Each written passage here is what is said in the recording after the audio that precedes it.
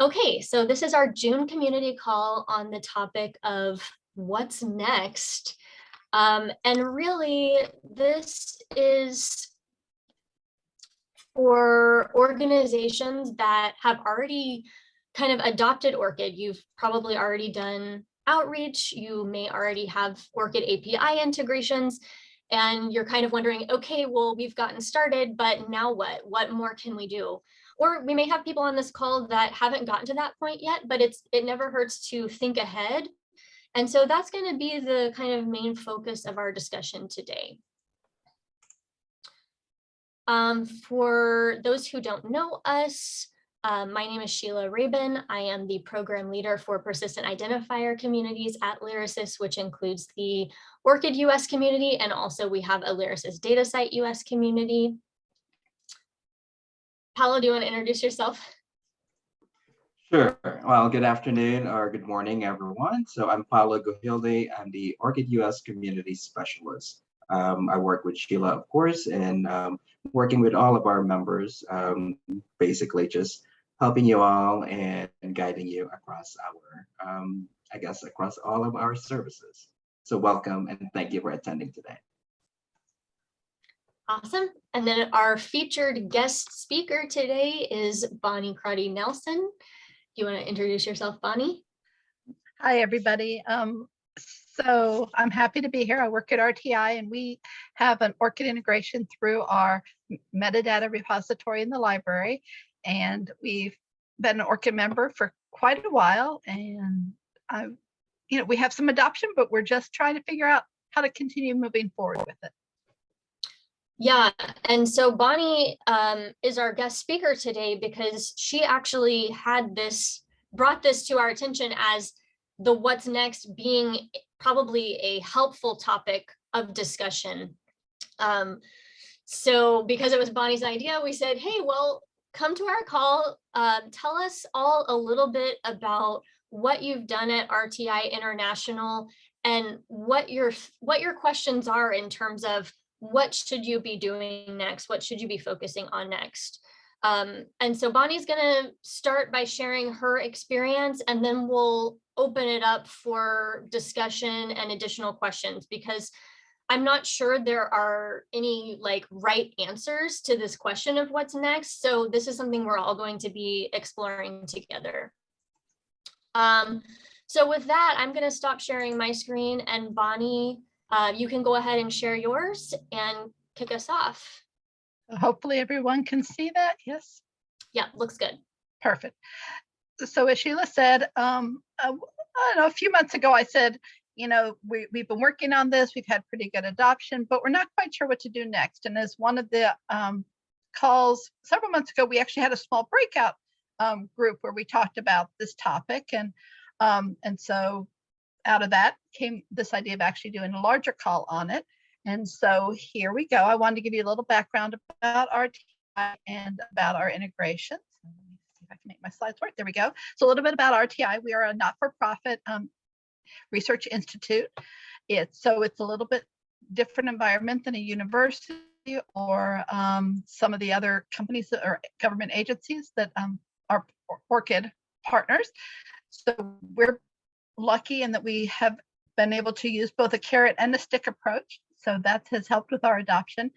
But RTI is, we do research in a wide variety of issues that affect the human condition, and we try to create policies and research on helping to solve those issues, and then publish about it. And we want to share out that publication, and ORCID is one way we do that. This is managed within what we call the Scientific Stature Hub, which is a collaboration between the library and our scholarly publishing arm called RTI Press.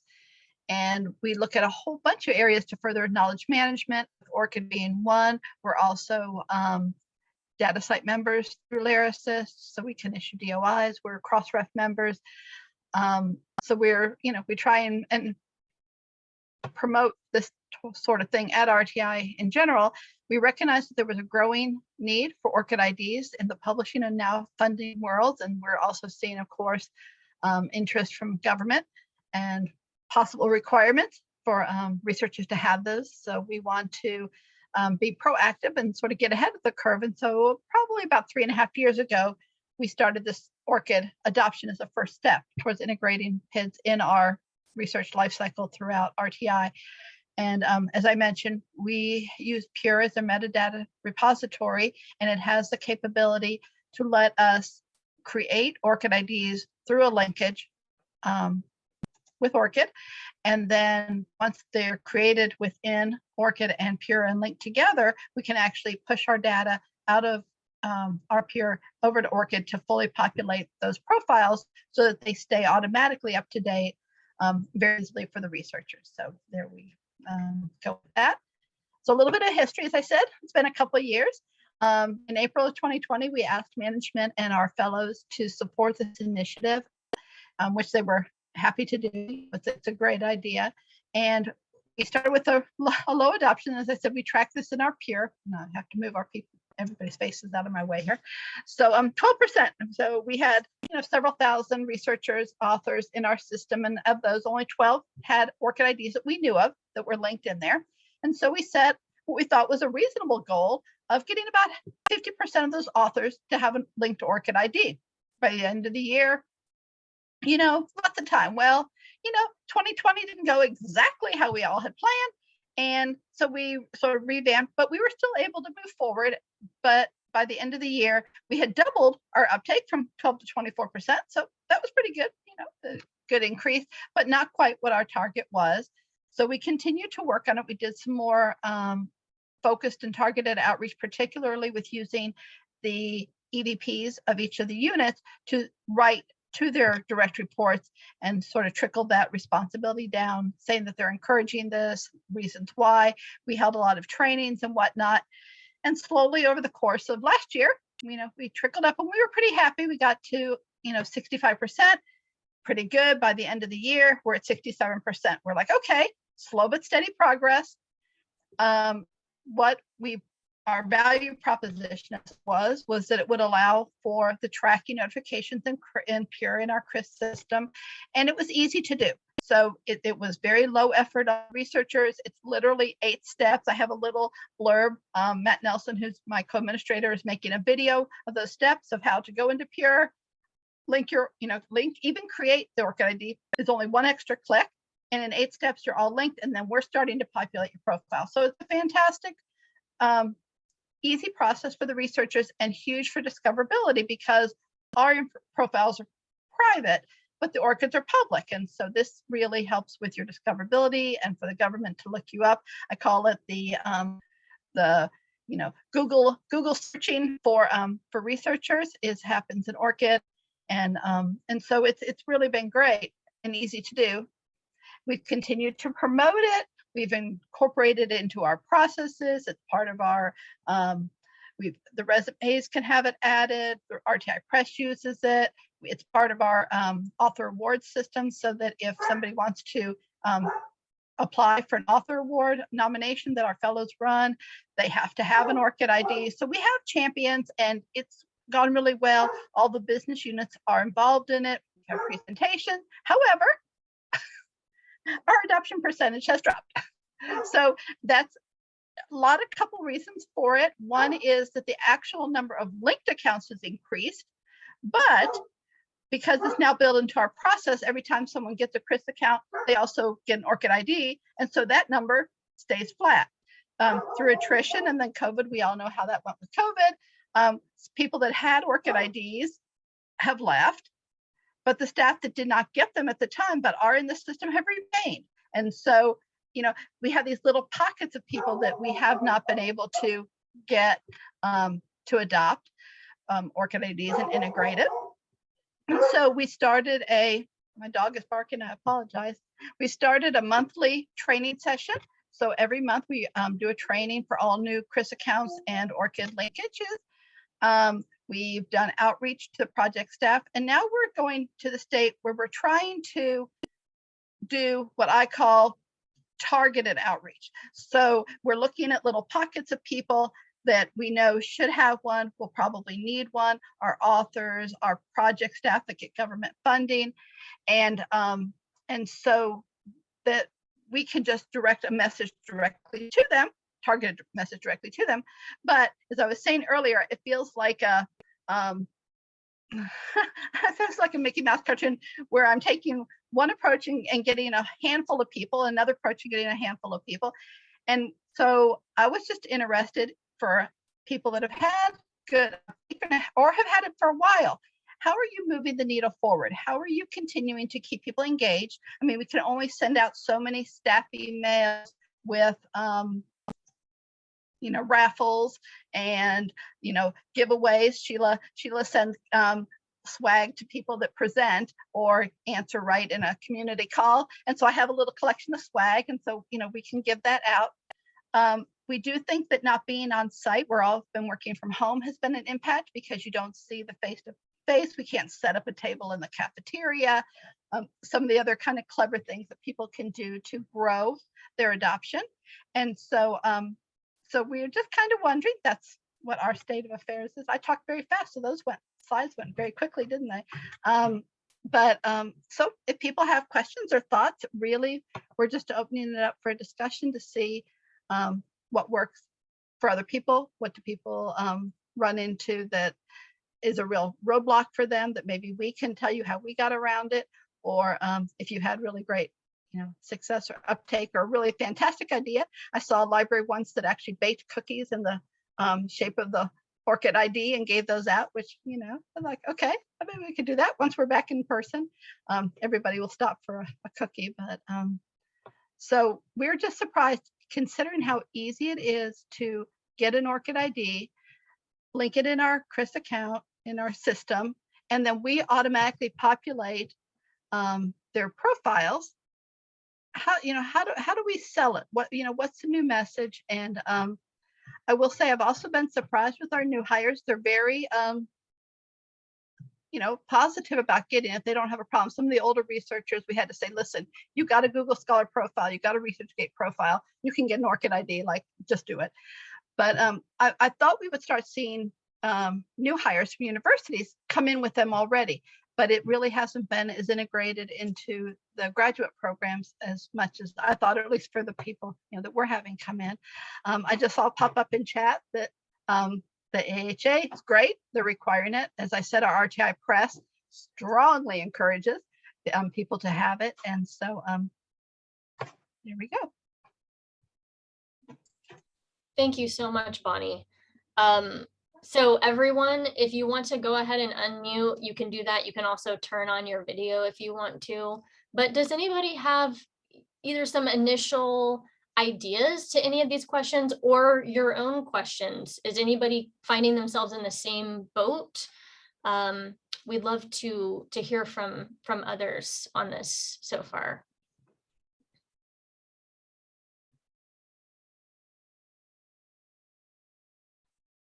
So I will say that for our senior researchers, they're very used to having other people do things for them. And the fact that they actually have to get their own ORCID ID, they actually have to be the one to go in the system and do it, has proven to be a little bit of a hard sell for some of the advanced researchers, some of our more established researchers, even though they're quite prolific in publishing. And so I'm hoping that that perhaps as the publishers require it more often, at least they'll be familiar with it. We've had some good success stories where our researchers have co-published or applied for funding, and they had an ORCID ID and knew what it was and were able to educate their collaborators about it. So that was really, a wonderful thing. So those are good stories that we have to tell. Absolutely. I'm seeing some additional notes in the chat. Does anyone want to unmute and share a little bit more?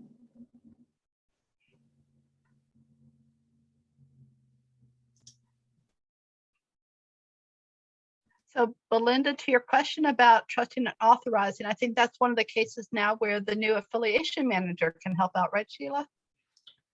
Well, it kind of depends on what you're using ORCID for and whether you already have a system that people can connect their ORCID ID to and add data to their ORCID record. But essentially, what I'm hearing kind of from all of this between the lines a little bit is, RTI is doing quite a bit to encourage, ORCID adoption, or at least getting people to get an ORCID ID and connect it with Pure so that you can, sync up your data with their ORCID record.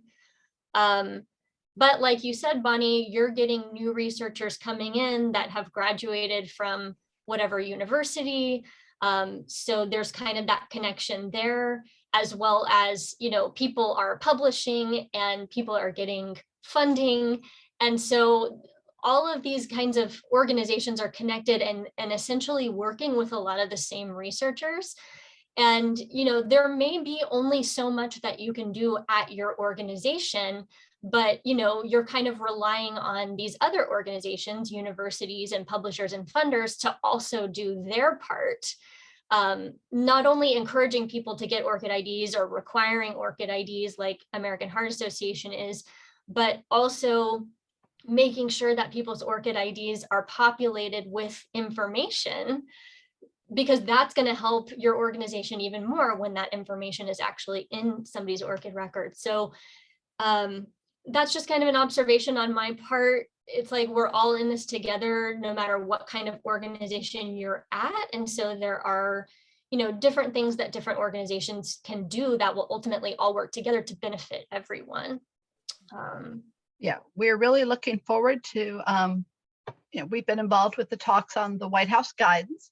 And so we're monitoring that very closely, hoping that will be a really high level adoption or recommendation that we can really promote and push. That'll be the next group of researchers at RTI that I'm going to go to, are those everybody that was listed on a proposal, everybody that submitted a proposal. I'm going to do a targeted outreach to that group to say, we know this is coming. We'd like you to be ahead of the curve. And if you can get your ORCID ID now, it won't be a problem when you go to submit next year. We don't have a time frame for that guidance yet, so it's not a mandate. So we're kind of waiting, for that to come through. Yeah, absolutely. Christina, what is your annual research impact challenge that you were able to leverage? Hi. So last year we started doing a 5-day impact challenge where faculty complete a new challenge each day to increase the impact to their research. And so the first day of the challenge, I had them create an ORCID ID, and we had 40 people create IDs on that day, which was it was a lot more than I thought it was going to be. So that was pretty fantastic. And so this year we're in the fall, we're doing the challenge again, and we're kind of expanding on that a little bit, where I'll be teaching a workshop about not only creating the ORCID ID, but also like connecting it to integrated systems and things like that. So it kind of supplements just the little challenge blurb that we have. So far it's been pretty successful and popular. Hopefully this year it's even better. Do you do that during open access week or some other time? We host it in the first week of October, so a couple weeks before open access week. And then we are going to do some additional programming ramping up to the impact challenge. And then we'll have a couple weeks in between, and then we'll have open access week after. Yeah, that's a great idea. We looked at that 5-day challenge. We haven't quite figured out what our 5 days should be, but we've done kind of a little bit about that. But yeah, I think any kind of a challenge or a competition is good. We had good uptake when we were posting for a while the units, the various business units. We had a graph of their adoption rates, and so there was a little bit of competition that way.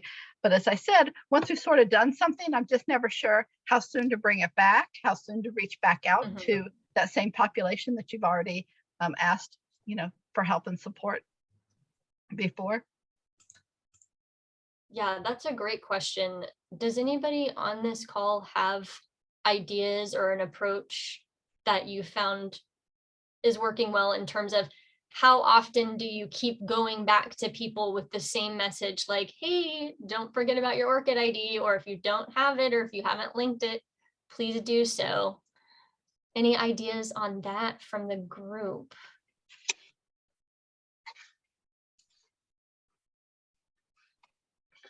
Christina, it sounds like, you know, yeah, go ahead. Who was that? Nothing. I said people are Oh, quiet. that was you. Listen, I yeah, thought somebody was listen, speaking up. not me. And definitely feel free to like unmute and interrupt us too, with ideas, because that's kind of one of the reasons we have these calls, is to hear from everyone. So we do it at the beginning of the year, and we make it a requirement for the learners in our communities, our students, and our postdocs and things like that. So they have like a video that they watch, and then they are required to put in the last 4 digits of their ORCID as kind of a little, qualifier that they've Okay. completed the requirement. But it doesn't link to anything, but it's it puts the fear of of God. Nice. So annually, are Yeah. you doing any additional, because you're requiring it right up front, you're not really having to do any additional outreach throughout the year, it sounds like, or Well, one of the groups didn't do it that way, so I've had to go through and do it manually. So okay. go through and see if they've been registered, and if not, then I put an email out to them. Okay. And those are not as successful, but Yeah. It's really easy to overlook emails.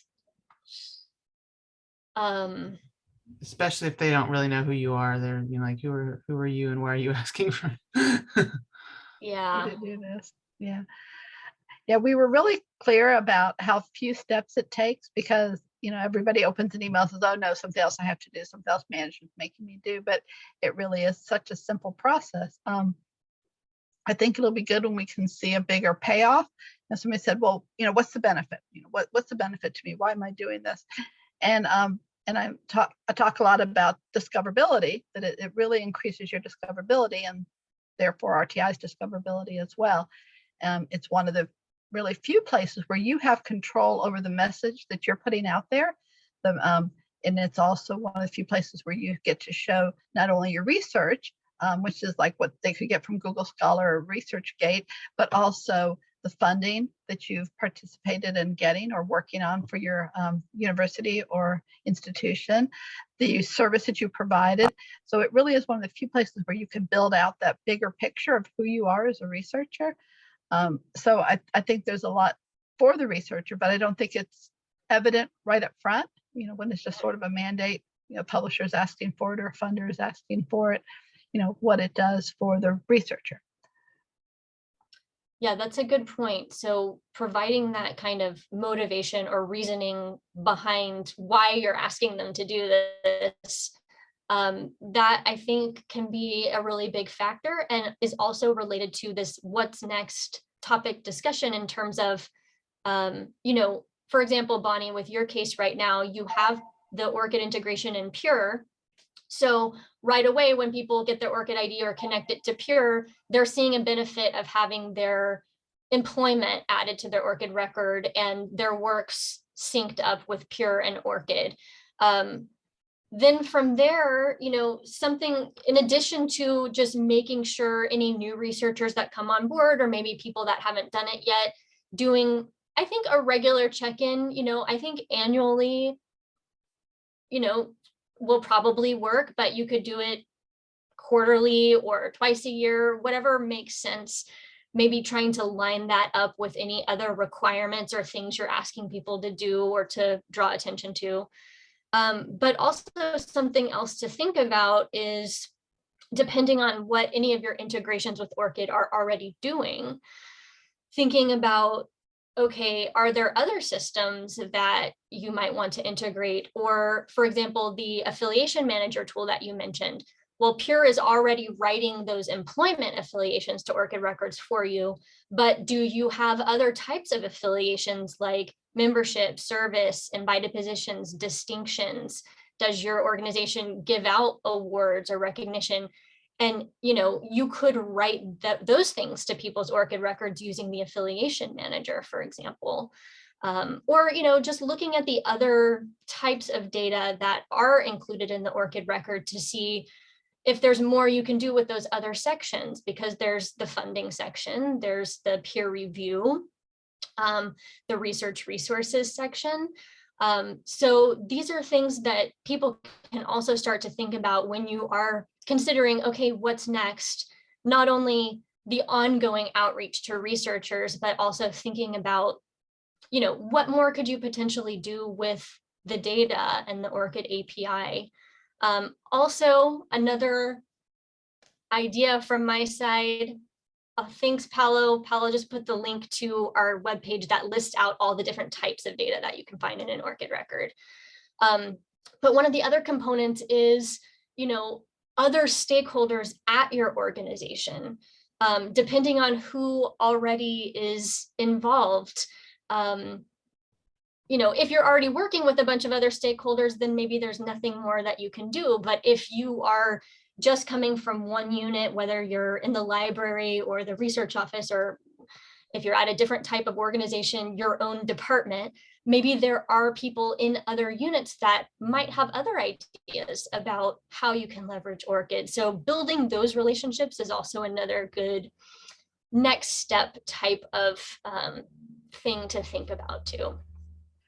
I always try anytime there's something new coming out to use it as a reason to do an article or a post, or, you know, Yammer post or something about it. So as I said, like the White House guidance, and then when ORCID has new features that it's enabling, you know, try and highlight those as well. So I was just wondering, from the ORCID side, do we have, like, do you know what your publisher integration level is? Are we getting, hi Chris, they are you adding more publishers? Or, you know, do you have any idea of, you know, how many are out there that are requiring ORCID IDs? And is that something that we could, like I have my little list from when we first started on which publishers were utilizing it, but is that sort of an updated or growing list? That's a good question. Hi everybody, by the way. Sorry I was a bit late joining. I'm in the UK right now. You know, I would say most publishers are using ORCID. I mean, certainly if you look at, you know, if you look at the proportion of publications that are accepting ORCID, because the big publishers are all accepting ORCID, then I'm guessing, and I see Brian's on the call, I don't know if he has a better number, but I'm guessing at least 80% of papers are published by publishers that accept ORCIDs. I think the thing that we say to everybody is, there are two ways, there are maybe three ways you can encourage researchers to do anything, right? Because let's face it, researchers don't care about this. They just want to do research, right? One is you can require it. You know, we're not at ORCID, I don't think we're that keen on mandates, because it fundamentally kind of counters our principles of research control. So although, you know, publisher mandates were very helpful in getting us off the ground, you know, I think it's something that we now are happy to kind of move away from.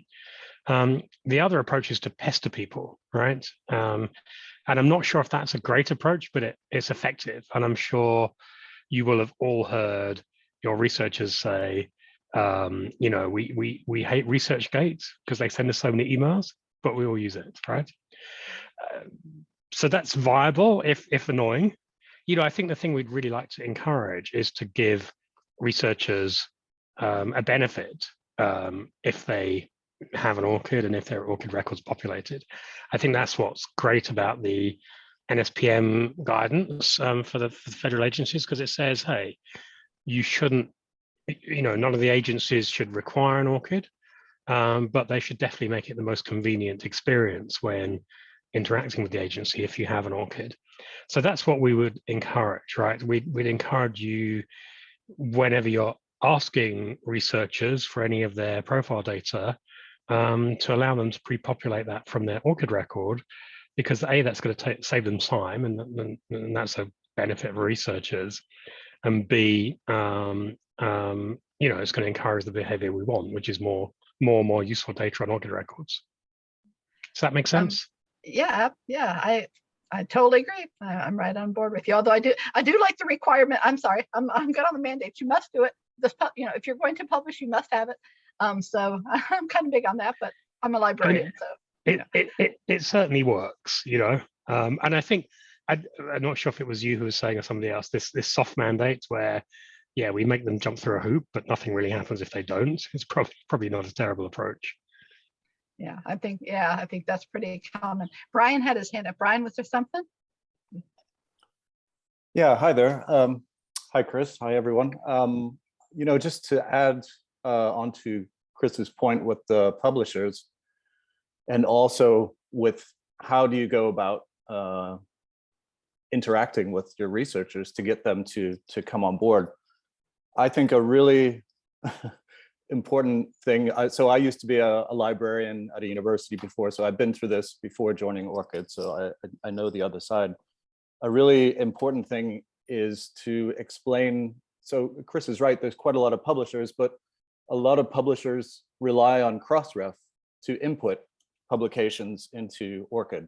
Publishers don't really care about pushing works. They rely on Crossref to do that. Your average researcher has no idea what Crossref is. They don't know that Crossref produces the DOI. And the issue is that the way, the most efficient way that Crossref works with ORCID is when the DOI is minted, the author receives an email from Crossref. Well, they have no idea what that is. If they don't accept that and go through the OAuth process of accepting Crossref to update their ORCID, then they have to go back manually one by one later on down the line. So explaining to them that if you get an email from Crossref, it's really important, it will help you and make your lives easier.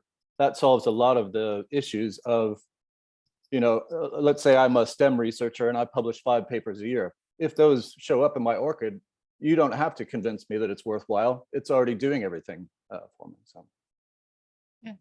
That's interesting about Crossref, because that is not a message that we've really gone through at all. So that I've seen like on websites, publishers' websites, where they have the author template where the author fills it out, and ORCID is a offered field to add. But I didn't think about the Crossref DOI portion of it, and that's important. Yeah, I mean, they would pay attention to, say, like the journal saying, "Oh, your publication is accepted."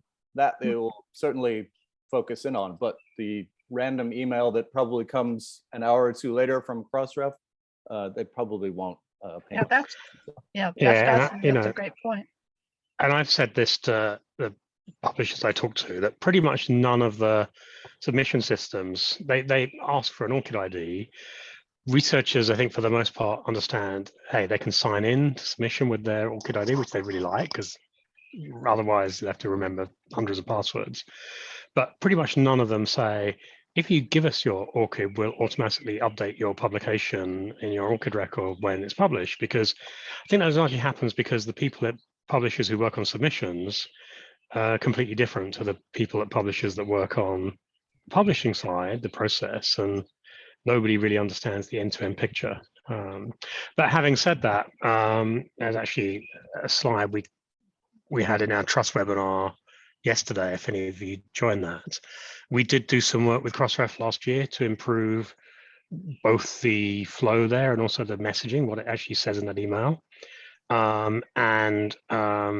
We increased the kind of overall amount of time those permissions are granted from 64% to 85%. So, working with that's a key flow. And we made it a priority last year to work with Crossref to improve that. And I think there are further improvements we could make in the future as well. I think that's a really good point. I also wanted to mention the new project. We'll call it a project that ORCID is doing with the data visualization team. Is that right, Sheila? Yeah. Yeah, so, that's just our ORCID US community. Okay. Yeah. Right. And so I'm hopeful that that's going to give us some of this visualization. I'm a table number person. People are always like, well, I need to see a picture. So like, okay, actually a picture. Well, I don't do that, but so I'm really excited that the ORCID US community is going to look at some data visualization out of the ORCID data. And I think that will be really compelling. It's just, it's just a good, quick attention grab, and can maybe get some value add out of having the information in there. So we're looking forward to trying to help work with that. Yeah, absolutely. For anyone that may not be aware, we are we're going to have 2 fellows basically work on some data visualization stuff, looking specifically at public data within ORCID records for US researchers kind of across the US, but also, things that, you can do for the data of people at your own organization.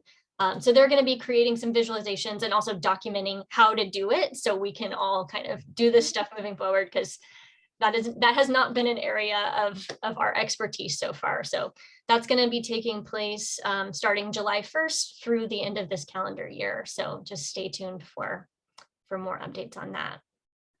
Yeah, as I said, I'm really looking forward to that, because we struggle with what's the value of it? What do we need it? And although they know they need it for completing certain forms, publishers, Crossref, government, they want to see something come out of it. So I think this will be really an exciting way to sort of answer that question.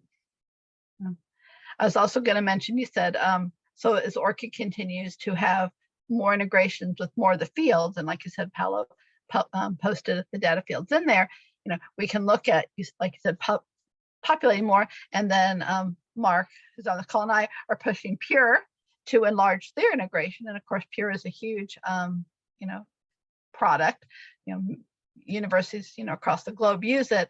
And so if that enhances, if they increase the fields that they're willing to integrate, providing more information out, that's just a win-win across the board as well. So so we're really hopeful on that front, and where they lead, others follow. So that's another really great point, Bonnie, and another thing that people can do as kind of a next step. And I think many people have been doing this already, but we need to just keep doing it, because there are a lot of vendor systems that either aren't integrated with ORCID yet at all, or they're integrated with ORCID, but it only does so much and could do more. So reaching out to your vendors, if you are using vendor systems like that, and making sure your vendors know that as a customer, you'd really like to see an ORCID integration or more ORCID integration. And we actually have several email templates for all the different vendors that you can use to reach out. So you can just copy the template, put your name in there and send it. Thank you, Paolo. The link to our common systems page has, platform by platform, and there will be email templates in the vendors that you can use. And if a system that you're using is not on there, let us know, because we can add it and we can create a template for them too. So that's another kind of next step thing that people can do. I am curious, because we're only sending data out. That's what we need, because we already have everything contained within our own system. People who are pulling information from ORCID into their other systems, and then different ways that you can maybe amplify that information that you're getting from ORCID within your institutions to help drive adoption too. If you're needing it to populate other things, or you can highlight. I think there was, like I said, sometimes a little competition is a good thing. If you have these, metrics or attributes showing up on your record and somebody else doesn't, it's a good way to get everybody else to jump on as well.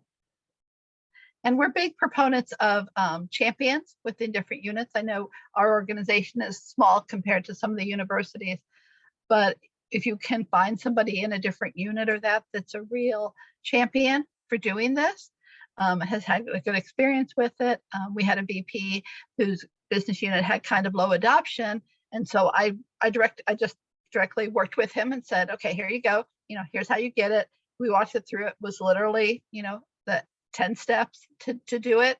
Overnight, everything populated over on his profile, and he was like, oh. And so he sends a mail out to his business unit and says, this is easy, this is good, it works well, and now my information is out there. And so so if you can find a champion, it's always a really great way to have somebody else carry your message forward for you, and not just you beating the drum all the time.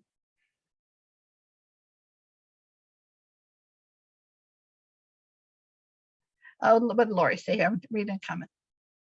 Oh, nice. Yeah, so I work with a group around research administration in the US, and we have a group of vendors that provide those services. And Sean and I met with them directly to see what their concerns and questions are. It's really about customers using ERA solutions to write award records to ORCID. But many of them don't even collect ORCID IDs in the system. And they basically said, that things like this, things like having the language to talk to your vendor about doing this is very, very helpful. The more they hear it, the more it's something that they can put into their plans.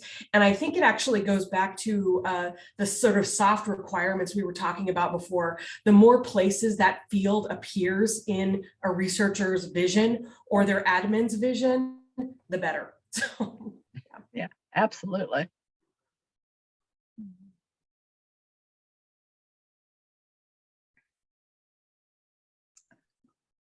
Yeah, that kind of visibility, really helps. That persistent, even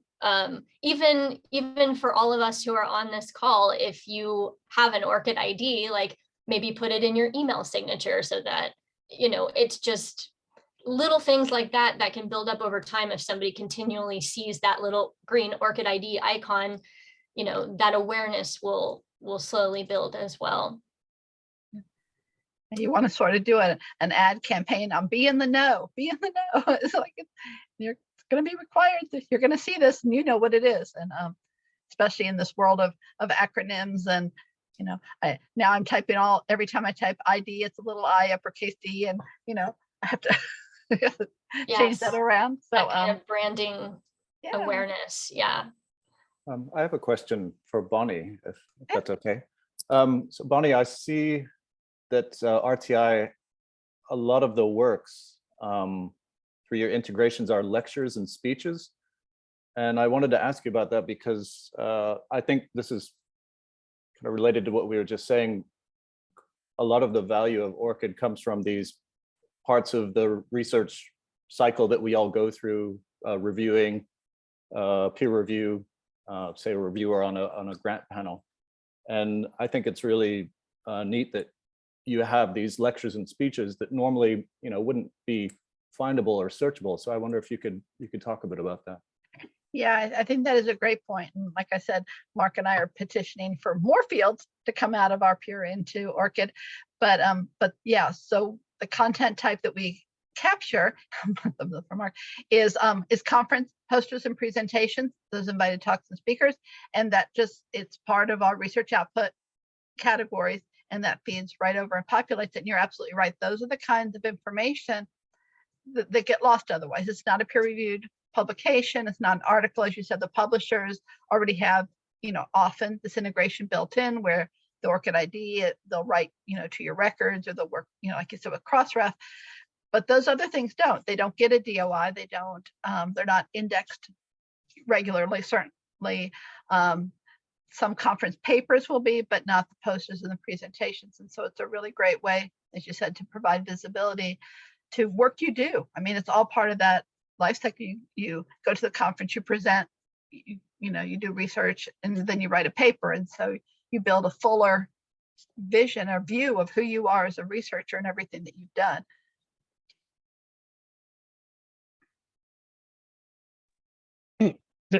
There's an interesting question that it has kind of sparked in my mind about which direction data should flow from RIM systems, CRIS systems to ORCID. And I think it's something we haven't been very clear about, but I think the answer is either, because I think it very much depends on your use case. For institutions that have other mechanisms of gathering comprehensive profile data about researchers, feeding it from their Pure or whatever into ORCID is great. But there are equally, I think, institutions who haven't yet developed those mechanisms, or at least not for all categories of profile data, and then sourcing that data from ORCID is great as well. So I think, it's something we probably should provide some clearer kind of guidance around is, think about if you have a RIM system, think about which way the data should flow, or maybe both, depending on the categories of data. Yeah, that is a great point. So in the quarterly, I guess, or quarterly now, coffee calls, people that tend to have run this out of their research office or their academic, Lori can probably help me with what they really are. Those evaluation systems, those faculty evaluation systems tend to want to bring the data in. They don't have another mechanism for getting it. They're relying on whatever the researcher provides. And so it's great for those faculty evaluation systems. For those of us sort of centered in the library that are sort of very publication focused, we already are gathering that information, and then we're sending out. We know that it's validated and curated. We have an administrator that works with our system, Matt Nelson, who's on the call, who validates and curates all of that information. So we know it's really good quality information going out, and so we trust that. we're the trusted organization.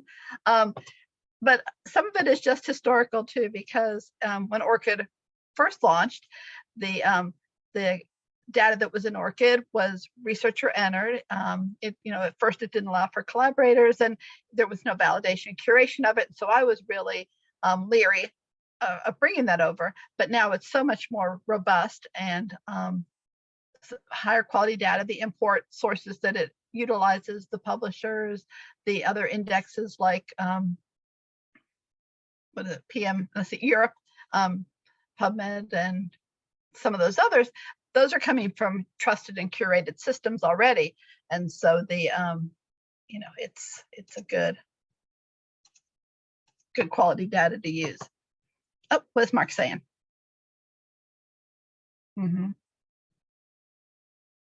Oh, I do like that, Mark. So Mark in chat says, is there a way, maybe a trigger or filter within ORCID that we could bring in that more curated, trusted, validated information from those systems that we might be missing versus what was just manually entered by a researcher? And that's a really great question, Mark.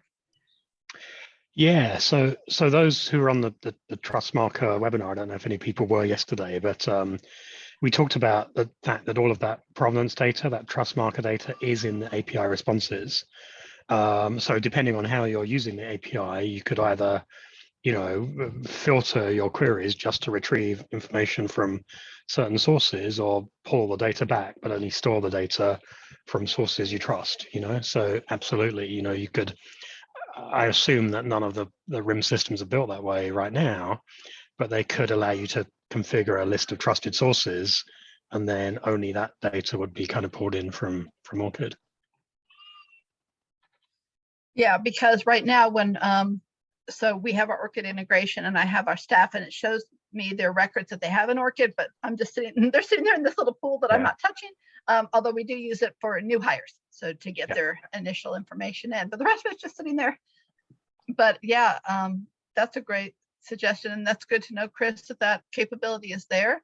So I just added it to my peer request list to see if we can get them to enable some filters, because if those markers are already there, then yeah, we should be utilizing them, absolutely. And I apologize that I missed the Trusted call yesterday. I did register for it, so I got the for those of you that also weren't able to attend, I did get the recording, and it's on my to-do list to watch it, because it's a really important issue, and I can't wait to see all the nuggets that were disclosed.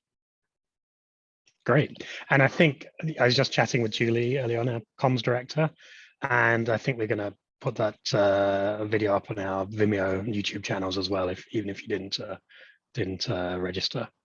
You better watch it. Great.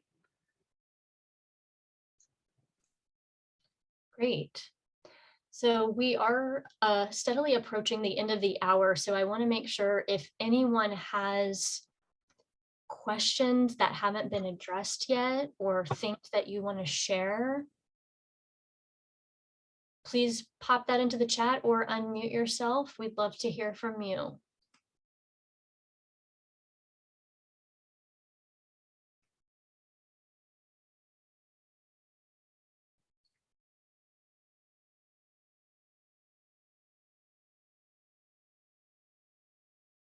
Boy, quiet afternoon on a Thursday. Everybody's looking towards Friday and the weekend, and it's hot and it's vacation time. I'm starting to see people take Fridays off, like the 4-day work week, and everybody's off on Friday. So it looks like it's even warm there in the UK. Chris, is it warm there? Yeah, it's beautiful. Sitting, just taking the opportunity to sit outside and have a cup of coffee in the evening. Nice. Very nice. Well, I will say that for us, ORCID's been great. The integration works beautifully. The accessibility of it, the links, I get so often tired of being a librarian and having a link. I was just in a journal, a reputable journal, and I'm clicking on DOIs that don't resolve. So I spend a fair amount of time, reporting dead DOIs. Makes me a little crazy. But the ORCID links always work beautifully. We have it linked in several places in our system, and they click right out through so people can see themselves and what's being transferred over. And we were just talking about the integration with ROAR, so we're going to try and make better use of that to help us affiliate the work and start building out these sort of metadata grids. So we're excited about that. Great. Okay, so we still have a few minutes. So if there are any lingering questions or comments, now is the time. However, if you think of things later, or if you have a specific scenario at your organization that you want to talk through and figure out precisely what you should be doing or could be doing, feel free to reach out to us, orcidus@lyrasis.org. Paolo and I will get that, and we are here to provide this kind of support for you. So don't hesitate to contact us. And thank you again so much, Bonnie, for sharing your experience, having this idea. Hopefully people have found this helpful. And hopefully this has given everyone some ideas for things that you can be thinking about for next steps with your ORCID initiatives. And I wanted to, again, thank ORCID, Sheila and Paolo and the organization. So very responsive, really great to work with, and open to new ideas, like having this kind of a conversation. And then to the other ORCID users, if you want somebody to chat to that's done this in real life, and you have questions about what has worked or what hasn't worked, or if you want to see our system, how we use it, we're happy. I'm happy to do that. And so my email will be somewhere. And so happy to chat with anybody that wants to chat. And I'm looking forward to my quarterly coffee call with the other ORCID users. So yay. Awesome. Well, thank you so much, everyone. Thank you, Chris, Brian, Lori, Jane, everyone, Christina, everyone who offered insight, questions, all of that. Thanks for attending this call today. And hopefully we'll see everyone on our next call, which will be July 12th. And the topic of that will be ROAR and ORCID, so the Research Organization Registry. So thanks, everyone. Hope you have a great weekend. We'll talk to you later. Yeah. Thanks all. All right. Bye.